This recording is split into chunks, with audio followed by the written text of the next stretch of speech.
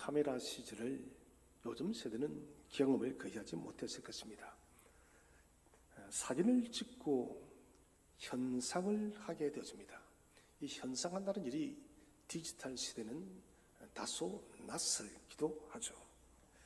그런데 이 사진을 인하하는 이 과정에는 놀라운 영적 진리가 숨어 있어요.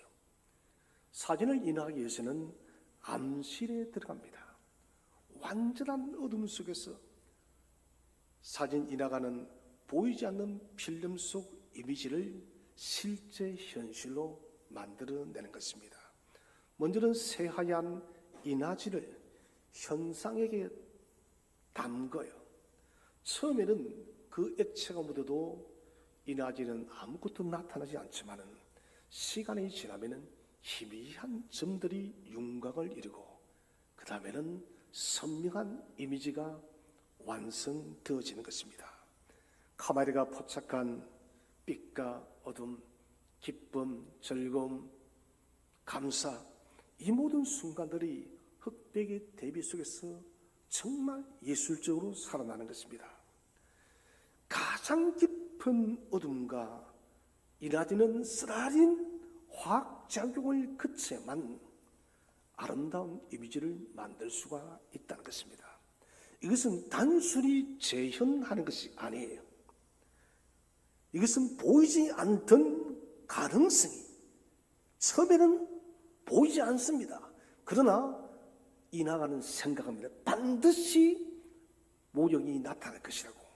그 가능성이 실제가 되는 창조의 순간이 되어지는 것입니다. 오늘 사도 바울은 우리에게 이와 같은 진리를 선포해 주고 있습니다. 우리의 인생이라는 인화지가 고난이라는 현상액 속에, 그 액체 속에 깊이 들어가서 새로운 모습으로 드러나고 있는 거예요. 오늘 이 현상을 사도 바울은 오늘 본문에서 우리에게 이야기를 하고 있습니다. 겉으로는 낡고 쇠약해 보입니다. 몸은 그렇게 병들어가니까요. 그러나 보이지 않는 곳에서 우리의 속사람이, 우리의 영과 우리의 마음과 생각이 날마다 새로워지는 거예요. 그 새로워짐을 통해서 우리는 이전에 보지 못했던 비전을 봅니다. 목표를 봅니다. 그리고 의미 있는 삶의 지평을 열어가는 것입니다. 그래서 우리가 오늘 이 시리즈의 설교를 마무리하면서 왜 우리의 영혼이, 우리의 내면이, 우리의 영성이 궁극적으로 매일마다 새로워지는가?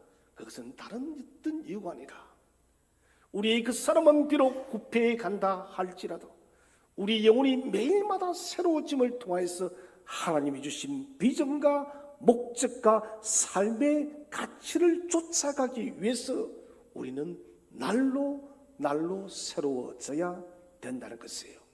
첫 번째 주제로, 왜 속 사람의 새로워짐이 우리 삶의 새로운 비전을 여는 열쇠인가? 그것은 속 사람의 갱신은 영적 시야를 넓혀서 보지 못한 삶의 가능성과 목표를 보게 하기 때문에 그렇습니다. 바울은 사람을 두 종류로 분류를 하고 있습니다. 첫 번째는 그 사람입니다. 그 사람은 말 그대로 지금 우리 눈에 보이는 우리 모든 존재들입니다. 우리의 몸뚱아리와 그리고 사회적인 정체성, 위치성, 경력과 성취, 재산과 명예, 이 모든 것을 포괄하는 외적인 자아를 그 사람이랍니다. 그 사람이 없는 사람은 아무도 없어요. 모두가 그 사람을 가지고 있습니다. 그런데 바울은 이 그 사람은 낡아진다는 것입니다. 여러분 그렇지 않습니까? 천하의 영화 배우라 할지라도 낡아지는 거예요. 우리 젊은 세대는 잘 모르겠지만 저때 정말 대단한 배우였던 정윤이라는 배우, 이 TV에서 완전히 사라졌죠. 그런데 유튜브에 정윤희 씨의 현재 사진이 올라왔더라고요. 아니에요. 지금은 젊을 때의 그 아름다움이 다 사라졌다는 거예요. 모두가 부족하다 그렇습니다. 그래서 낡아진다는 것은 시간의 흐름 속에서 썩어지고 해체되어 결국은 사라지는 것을 낡아진다는 것입니다. 우리는 이 그 사람의 낡아짐을 매일마다 경험하고 있습니다. 거울 앞에 서면은 주름이 주룩주룩 서게 되죠. 아침에 갑자기 저희 아내가 옷을 갈아입으면서 자기 요 머리를 여기까지 찍어달라는 거예요. 왜 하니까 결혼식 때 미장원에 보내야 된다는 거예요. 그래서 제가 찍었습니다. 찍어서 보여주더니 왜 이리 하는 거라? 왜 이렇게는 당신이 이렇게 생겼는데? 자기는 인정하기 싫다는 거예요. 지금 나이가 이제 내일 모레 60인데 뭐 20대이면 청춘처럼 피부가 탱탱하고 뭐 아름답겠습니까? 이제 할머니가 다 됐는데 바뀔 수 없는 거예요. 여러분. 체력도 예전 같지 않습니다. 한때 우리의 자랑이었던 경력들도 색이 점점 바래져 가고 직장에서 위치도 후배들로 인해서 점점점 추월을 당하게 되어집니다. 쌓아왔던 경력들도 다른 세대들에게 밀려가게 되어집니다. 무엇보다도 건강검진은 할 때마다 점점점 문제점들이 발견되어집니다. 이것은 피할 수 없는 현실이에요. 첫 번째 아담 안에서 시작되어진 죄와 죽음의 법칙은 모든 피조물을 이런 쇠락의 길로 이끌어 간다는 것입니다. 그런데 바울은 여기에서 멈추지를 않아요. 우리의 눈을 새로운 차원으로 인도하고 있습니다. 바로 두 번째 사람, 속사람입니다. 속사람이 무엇입니까? 속사람은 그리스도를 믿음으로 성령으로 거듭난 우리의 영적인 본질이에요. 세월이 아무리 지나도 변화되지 않는 하나님의 형상을 따라 새롭게 창조되어진 새로운 생명임을 믿으시길 바랍니다. 그래서 우리가 그 모습 어쩔 수가 없어요. 여러분, 어떻게 하겠습니까? 아무리 멋을 부려도 이런 늙어가는 것은 어떻게 우리가 막을 수가 없다는 것입니다. 그러나 우리 속사람은 그렇지 않다는 것입니다. 세상의 어떤 압력이나 시간의 흐름으로도 결단코 파괴되지 않는 것이 저와 여러분의 속사람입니다. 그러므로 사랑하는 성도 여러분, 속사람이 강건하시기를 바랍니다. 자, 무엇보다도 이 핵심 단어는 새로워지도다입니다. 자, 새로워진다. 이 단어 속에서 우리는 삶의 변화의 가능성을 보고 있습니다. 이 새로워진다는 이 단어는 수동태입니다. 속사람이 새로워지는 것은 우리 어떤 자기 개발이나 긍정적 사고의 그런 결과물이 아니다는 것입니다. 속사람이 새로워지는 것은 전적으로 하나님의 주권적 성령의 사역임을 믿으시길 바랍니다. 성령께서 우리의 속사람을 새롭게 하는 것입니다. 마치 이나지가 스스로 이미지를 만들어낼 수 없듯이 우리는 우리 스스로를 새롭게 할 수 없습니다. 그러나 하나님의 은혜가 임하게 되어질 때 우리의 속사람은 새로워질 줄로 믿으시길 바랍니다. 그 다음 두 번째는 이 새로워지다는 것은 현재예요. 이 새로워지는 것은 과거 회심의 순간에 한 번만 새로워지는 것이 아닙니다. 오늘 보면은 헬라어는 헤메라 카이 헤메라, 날로 그리고 날로, 이 말은 매일매일마다 하나님께서 저와 여러분을 찾아오셔서 오늘 하루만 우리의 마음을, 우리의 생각을, 우리의 영혼을 새롭게 하는 것이 아니라 매일매일마다 순간순간마다 하나님은 전능하신 당신의 손으로 저와 여러분을 빚고 있다는 것이에요. 이 사실을 놓쳐서는 안 됩니다. 여러분 스마트폰을 한번 생각해 보세요. 밤새 자동으로 운영체제가 업데이트가 되어집니다. 보안이 더욱더 강화되어지고 앱들이 더욱더 잘 작동할 수 있도록 기능까지 추가되어집니다. 아침에 깨어나면은 어제와 똑같아 보이는 폰이지만 실제로는 더 강력한 핸드폰이 되어져 있다는 것입니다. 더 강력한 시스템으로 업데이트가 되어 있다는 것입니다. 여러분, 우리의 속사람도 마찬가지입니다. 매일마다 성령께서는 저와 여러분은 최신의 버전, 최고의 버전으로 우리의 영혼을 업데이트함을 믿으시길 바랍니다. 그래서 여러분, 예수 믿는 사람은, 예수님을 신뢰하는 사람은 정체되어지는 사람 아무도 없어요. 주님의 도우심을 구할 때, 주의 얼굴을 구할 때 주님은 저와 여러분의 삶 속에 찾아오셔서 우리를 매일마다 빚어가시고 성장시키고 성숙시킴을 믿으시길 바랍니다. 그런데 이 갱신은 무엇을 가져올까요? 새로워지는 것. 새로워지기만 하면 안 됩니다. 새로워지면 비전이 생겨요. 목표가 생깁니다. 속사람이 새로워졌기 때문에 우리의 영적 시야가 완전히 달라지는 거예요. 이전에는 보이지 않던 삶의 가능성이 새롭게 눈앞에 펼쳐집니다.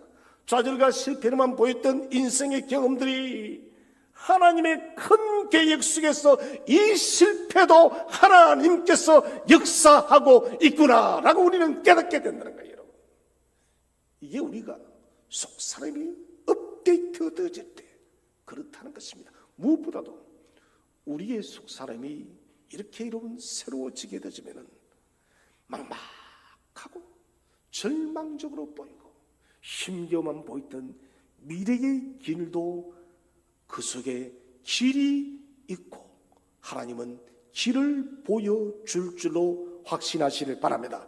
요셉을 한번 보십시오. 형들의 벼실을 당했지 않습니까? 애굽의 노예로 팔려갔습니다. 이것은 그 사람은 완전히 무너진 청년입니다.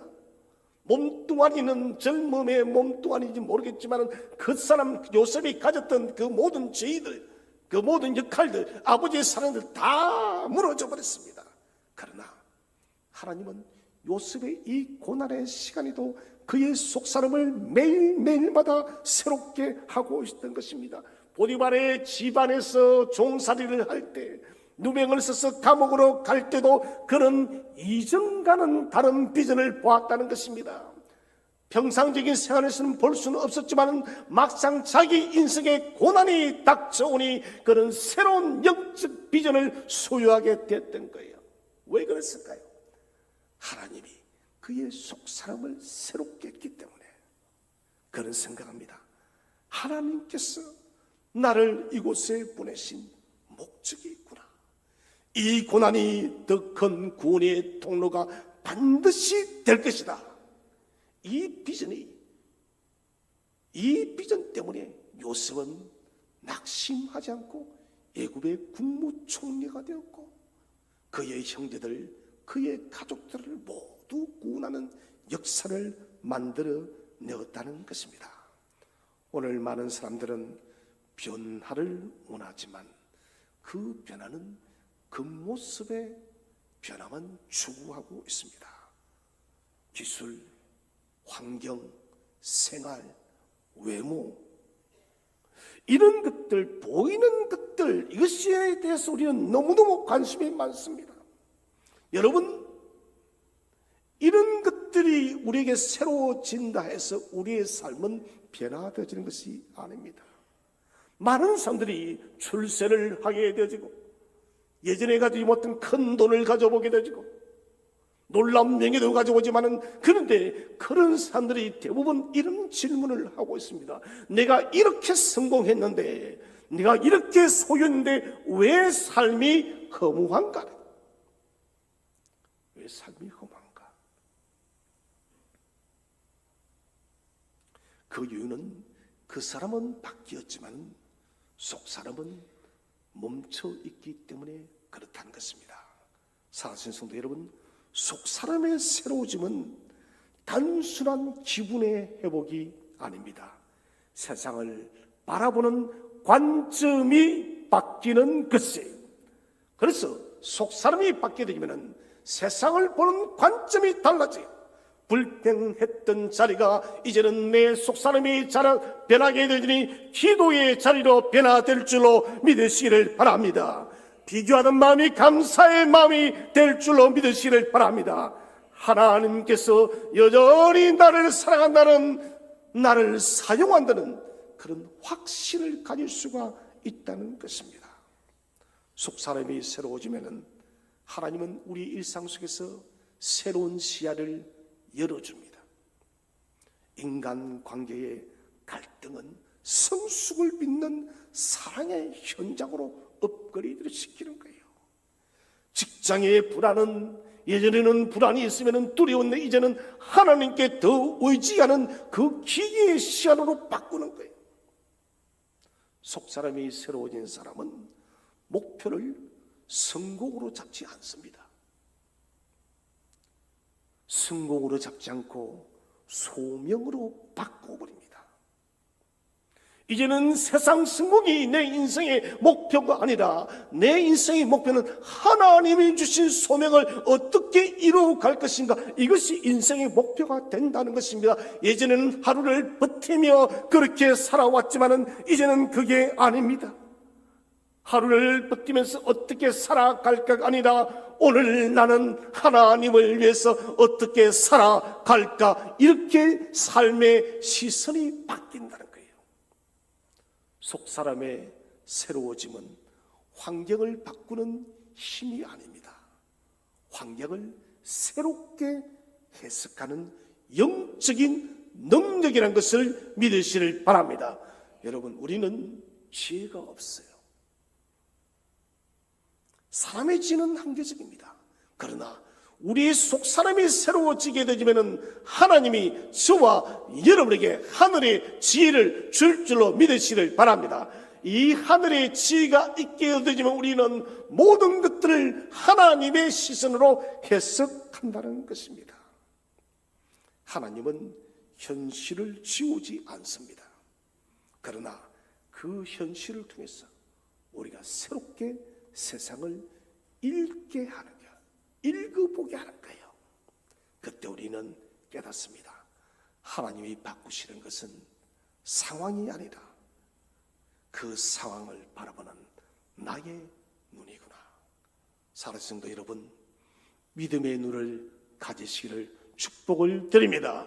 우리의 눈이 영적으로 더욱더 밝아지시기를 바랍니다.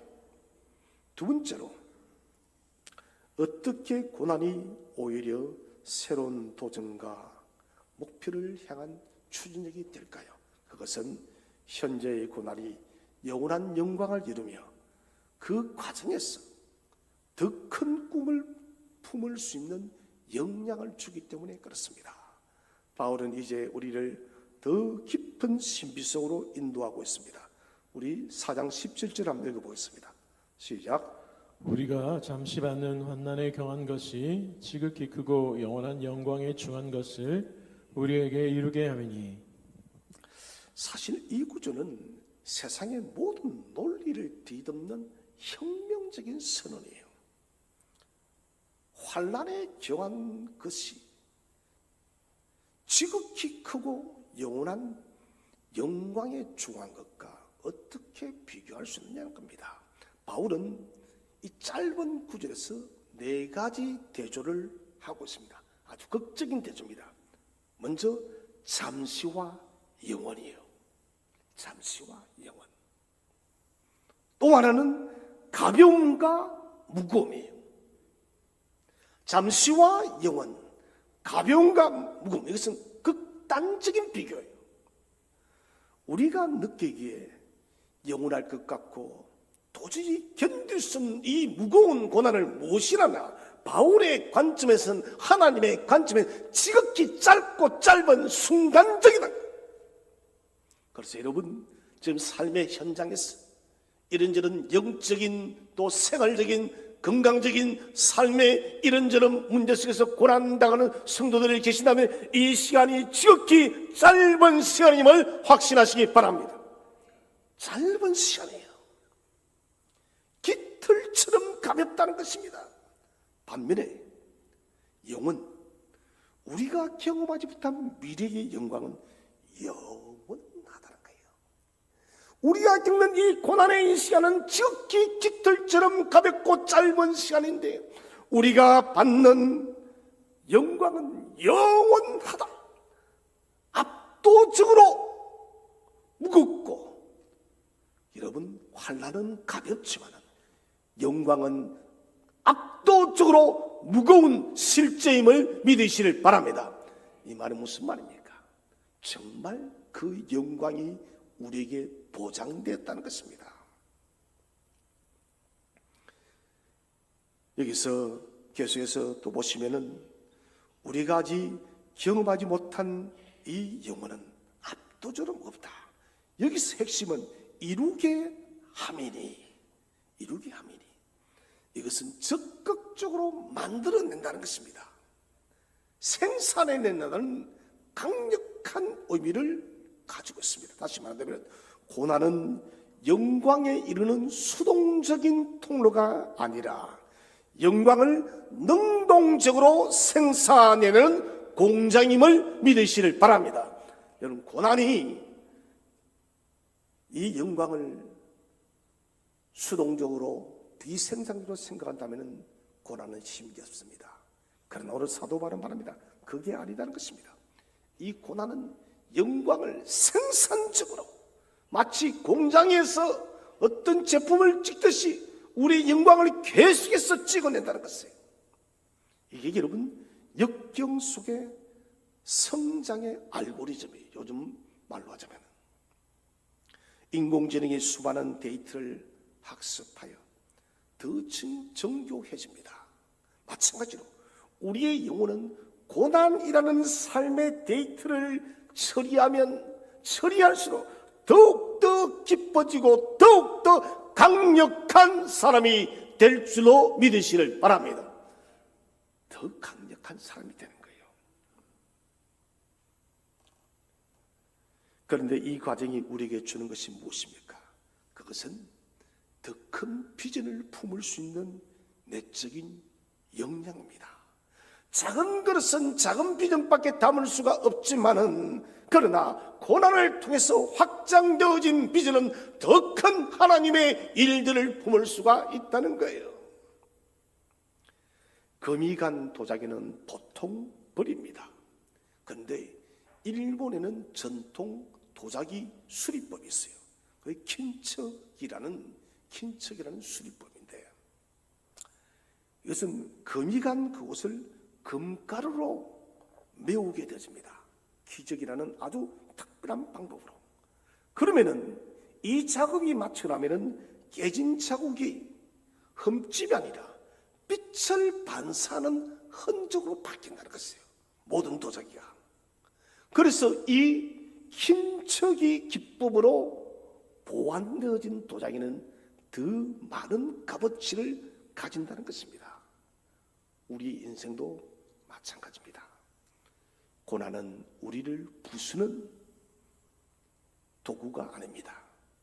하나님께서 새로운 광채를, 새로운 영광을 입히기 위한 하나님의 훈련의 시간이라는 것입니다. 그러므로 우리는 힘을 가져야 돼요. 이 고난의 날카로운 칼이 나를 갈랐다. 그러나 이 상처는 하나님께서 더 큰 영광으로 반드시 만들어 질 것이야. 이 믿음을 가져야 되는 거예요. 세상도 이 원리를 알고 있어요.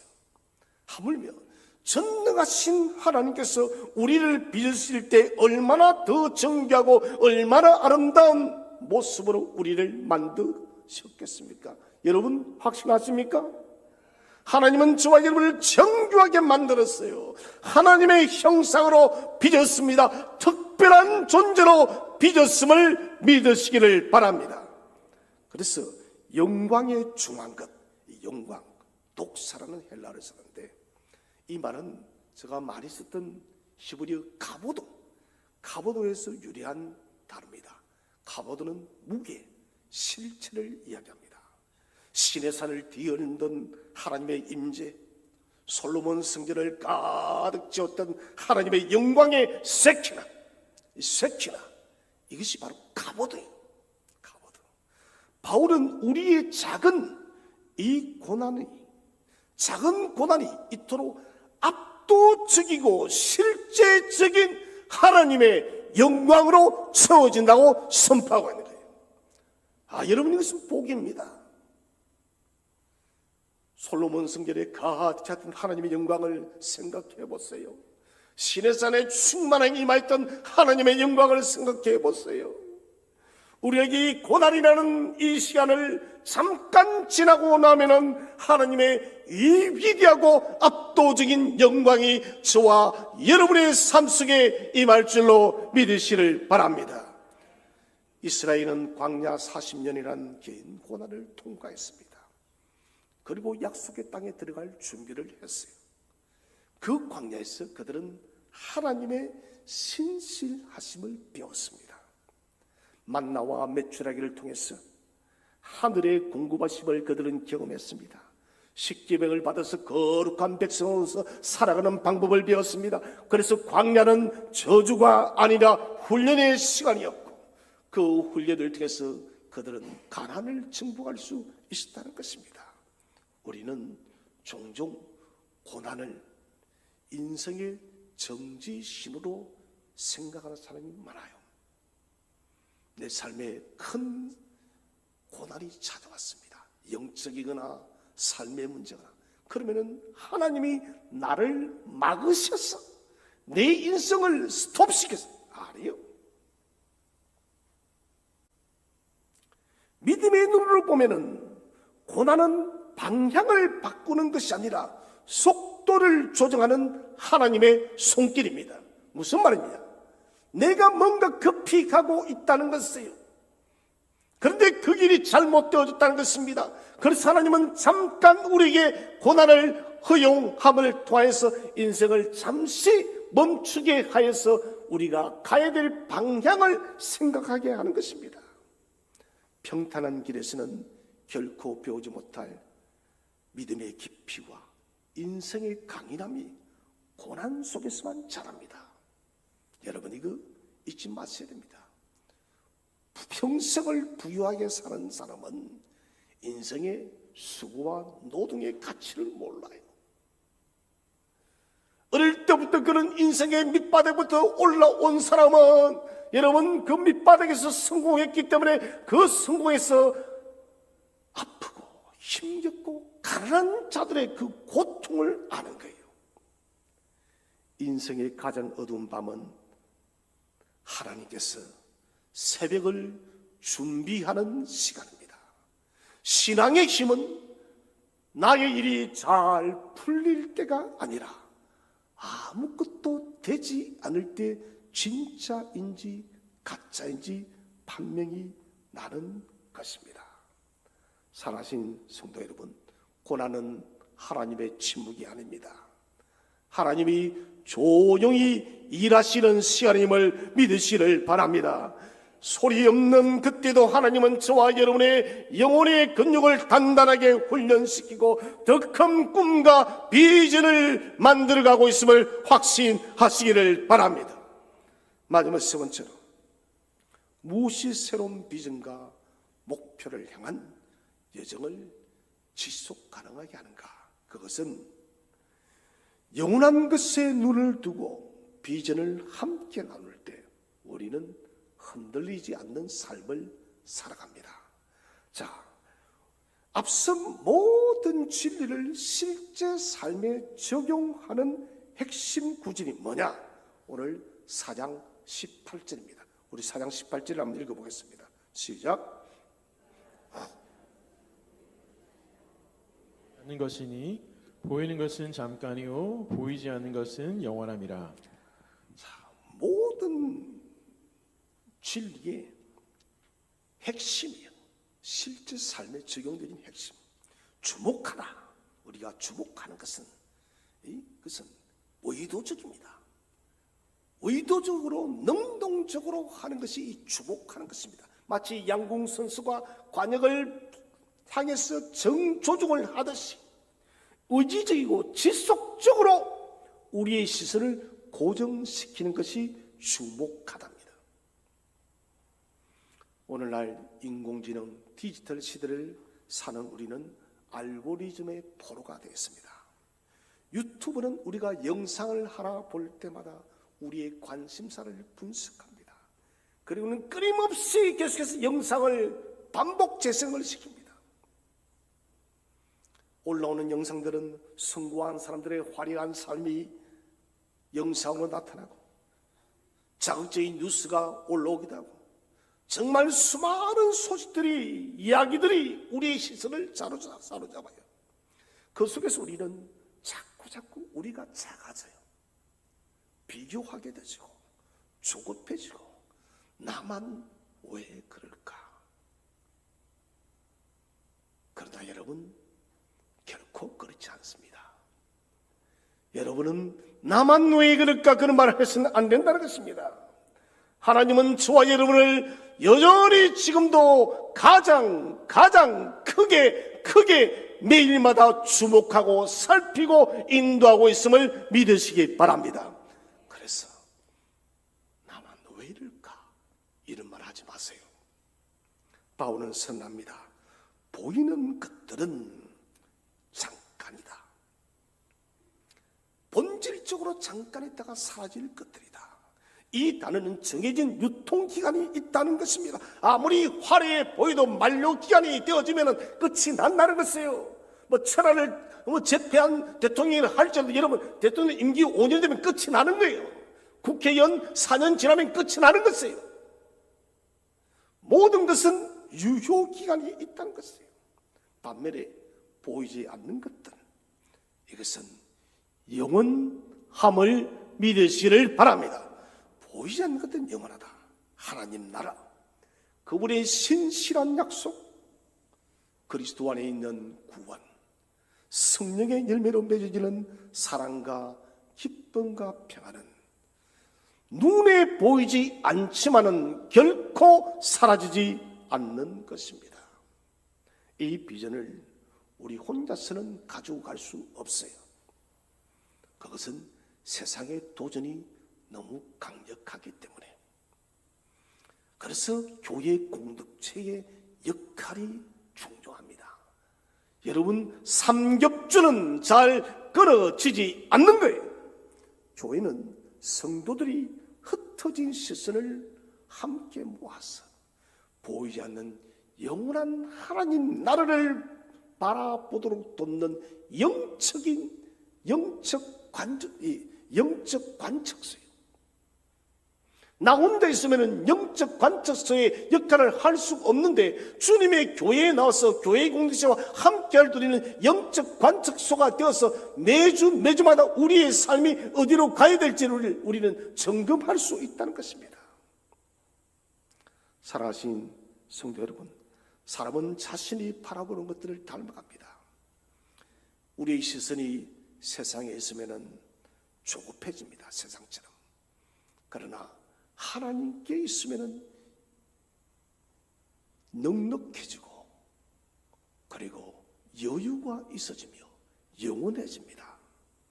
오늘 우리의 문제는 시력이 아닙니다. 시력의 문제가 아니라 시선이 분산되어진 것이에요. 넘치는 정보와 비교, 욕망이 우리의 초점을 자꾸 흐리게 하는 것입니다. 살아계신 성도 여러분, 우리의 심령이 정말 새로워졌다면, 우리의 마음이 다시 한번 새로워지기를 소원한다면 우리의 시선을 하나님께 고정시키시기를 바랍니다. 바울이 말한 보이지 않는 것을 본다는 것은 현실을 무시하는 것이 아닙니다. 중심을 회복하는 것이에요. 눈앞의 결과보다 하나님이 주신 부르심에 집중할 때 신앙의 방향 감각이 살아납니다. 세상은 더 빨리, 더 많이를 외치지만 하나님은 아니요, 더 깊이, 더 빠르기를 요청하고 있습니다. 저는 저와 여러분이, 우리 모든 샘토교의 성도들이 하나님에서 더욱더 영적으로 더 깊어지시기를 바랍니다. 하나님에서 더 바르고 의로운 삶을 살아가시기를 바랍니다. 우리 하나님이 이것을 주목하시고 이것을 칭찬한다는 것입니다. 그래서 우리가 회복해야 될 것은 더 큰 능력이 아닙니다. 시선의 질서예요. 우리가 무엇을 바라보고 있는가? 시선을 하나님께 두면 마음이 정리가 됩니다. 마음이 정리가 되면 우리의 삶이 다시 회복되어집니다. 혼란한 세상 속에서도 눈을 들면 여전히 하나님은 살아 역사하고 계심을 믿으시를 바랍니다. 그분이 나라는 흔들리지 않습니다. 사랑하신 성도 여러분, 낡아짐 속의 새로워짐은 신앙의 역설이자 은혜의 비밀입니다. 우리의 그 사람이 세월과 고난 속에서 약해질 때 하나님은 그 안에서 저와 여러분의 속사람을 새롭게 회복하고 있음을 믿으시를 바랍니다. 우리는 낡아지는 존재가 아니라 새로워지는 하나님의 작품입니다. 어둠에 머무는 자가 아니라 영광을 위해서 걷는 빛의 자녀들입니다. 이제 여러분 다시 한번 일어나시기를 바랍니다. 다시 한 번 더 속사람이 새로워져서 믿음의 날개를 활짝 펼치시기를 바랍니다. 그리하여서 저와 여러분에게 주신 하나님의 비전과 목적과 삶의 목표를 향해서 오늘도 우리에게 주어진 인생을 가볍게 달려가는 저와 여러분 되시기를 주의 이름으로 축원드립니다.